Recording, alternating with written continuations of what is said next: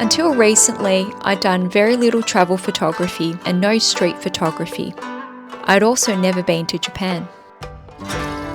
In this land of the rising sun, sometimes it seems like the sun never sets. It's wonderfully diverse, with sprawling megacities that are abuzz with lights, noise, crowds, vibrant atmospheres, and high-end tech. Yet, its culture remains steeped in a rich history and tradition, symbolised by the omnipresent shrines, temples, and castles of a bygone but not forgotten era. My family trip to this incredible country spawned from my dad's recent cancer scare, which he's done well to overcome. I know it sounds cliche, but it gave us reason to pause and find a silver lining. There's always a silver lining. Join me as I explore but barely scratch the surface of this fascinating country, from the tourist golden route cities of Tokyo, Osaka, and Kyoto, to Takayama in the Alps and Kanazawa on the coast. I experience cultural and culinary delights,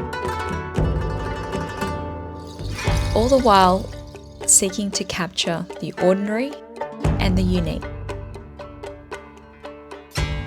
and tell some of the stories of Japan's people, its places, and moments in time.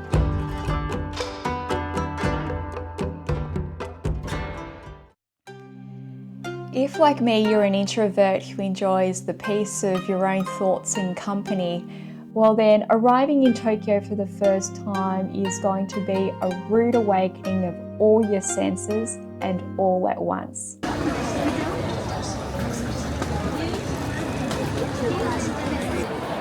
The buzz is endless. Billboards beckon and lights burn bright into the early morning hours. Swarms of people seem to always be in a hurry to somewhere. Stop or slow down and you'll be left behind. This is a city that screams progress, consumption, and entertainment. Speaking of which, if you're keen on entertaining your visual and oral senses, then a visit to Tokyo's Digital Art Museum, teamLab Planets, is a must.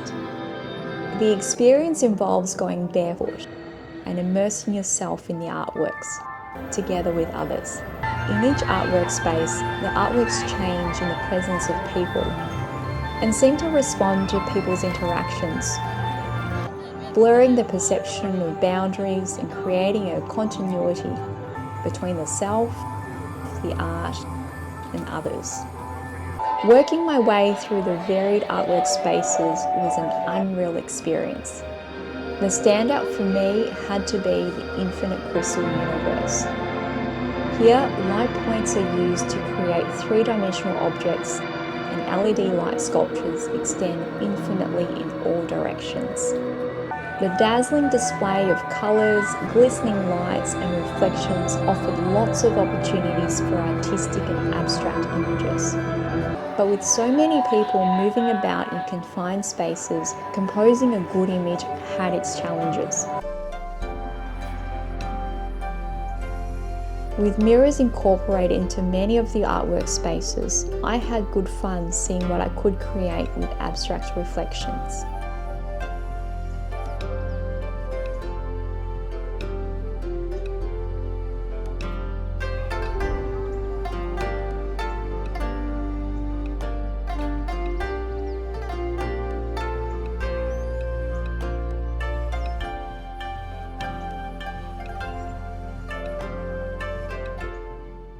While the teamLab's experience gave me a taste of all that's modern and cutting edge about Tokyo, a visit to one of Japan's most sacred and popular Shinto shrines, the Meiji Shrine, was a welcomed opposite.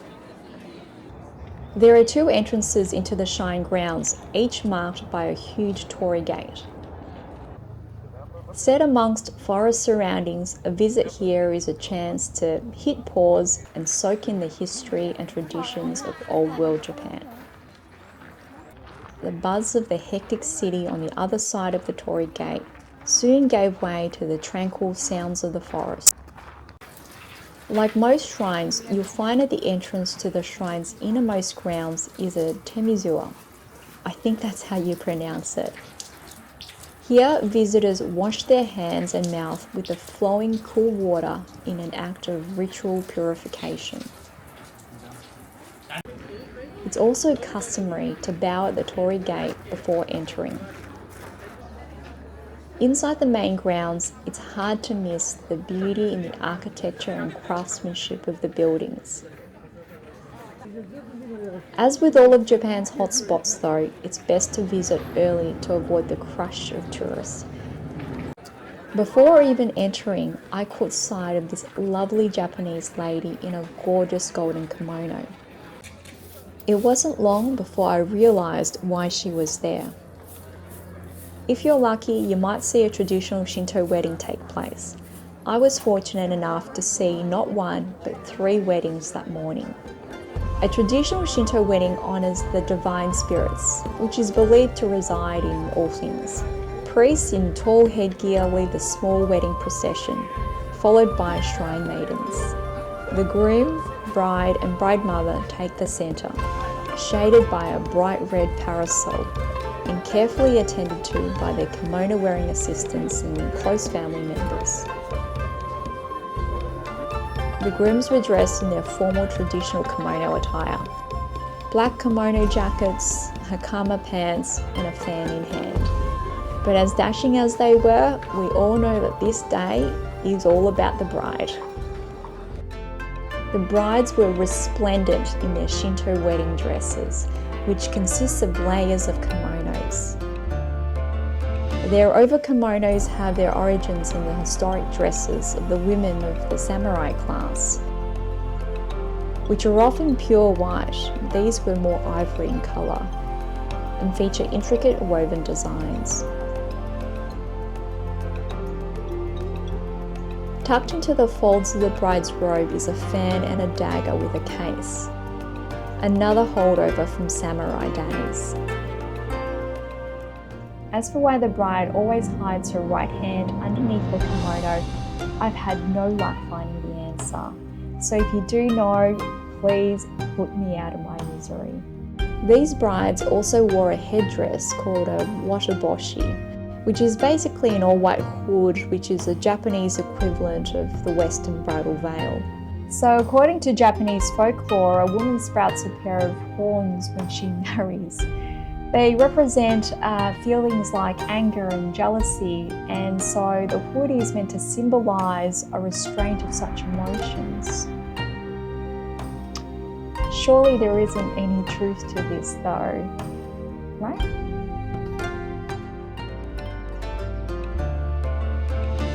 With fewer Shinto weddings these days, it certainly was a privilege to have witnessed the spiritual unions of these beautiful Japanese couples.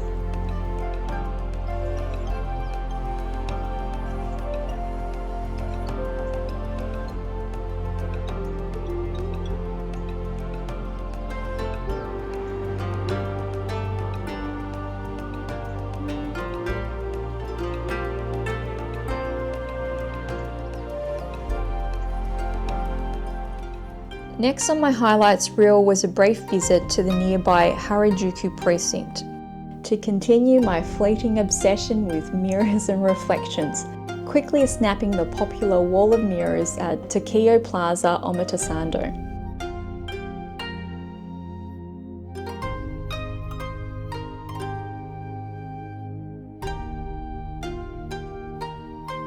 Then a visit to Shibuya Sky, where you can get 360-degree panoramic views of Tokyo from about 230 meters above Shibuya.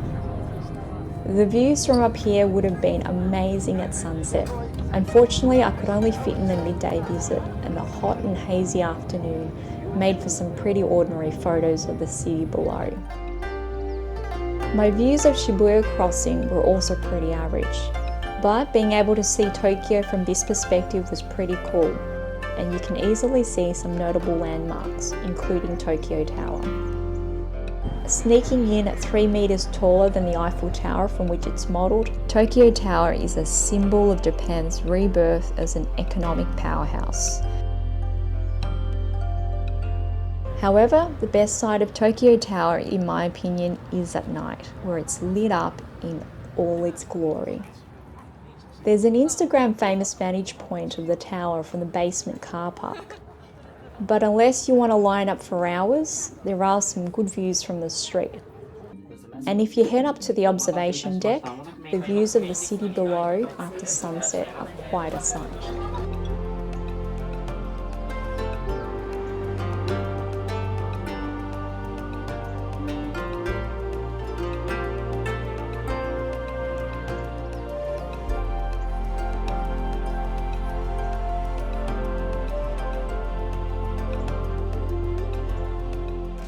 Of course, a visit to Tokyo wouldn't be complete without immersing myself in some of the local experiences.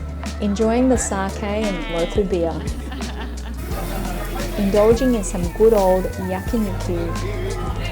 And exploring the nightlife in amongst some of Shinjuku's legendary districts and laneways, such as Golden Gai and Omoide Yokocho, or also known as Pisau.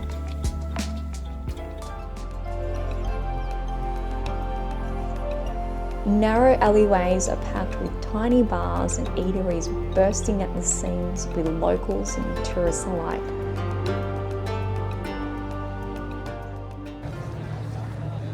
And of course, enjoying some of Japan's most loved sporting events was a treat. Sitting in the crowd at Niji-Jinju Stadium, it was hard not to be pulled into the electric atmosphere.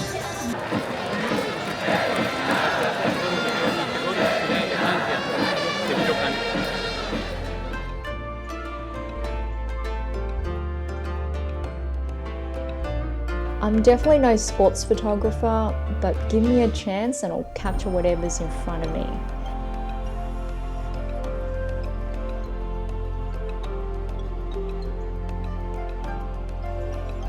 From men swinging bats and hitting balls to men shoving, pushing and throwing each other around, the sumo wrestling was fascinating to watch on many levels. Heading to the tournament, you can see wrestlers walking about and crowds of people lining up to catch a glimpse of their favourite wrestlers arriving. An ancient national sport that originated in pretty much antiquity and was performed to entertain Shinto deities, sumo tournaments are filled with rituals and other symbolic acts, some of which haven't changed for centuries.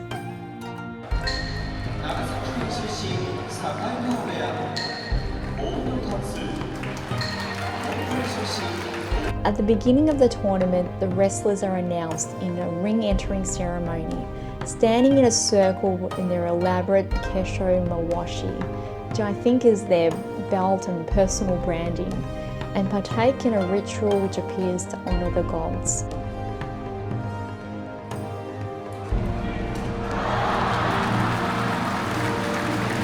If only we'd purchased our tickets earlier and got a closer seat to the front row, but we didn't, and I had to push my mid-range zoom to its limits.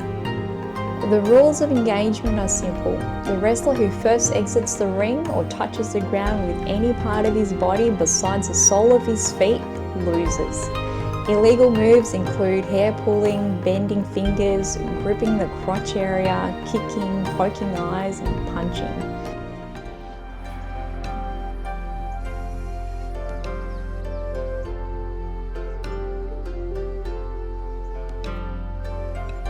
Matches take place on an elevated ring, which is made of clay and covered in a layer of sand. A contest usually lasts only a few seconds, and in some rare cases can take a minute or more. Another custom is the tossing of salt into the ring by the wrestlers, which serves as a symbolic cleansing of the ring. The match is overseen by the referee, who is supported by 5 judges. Some decisions may need to be reviewed by the judges, as was the case here, where it wasn't clear which fighter had touched the ground or left the ring first.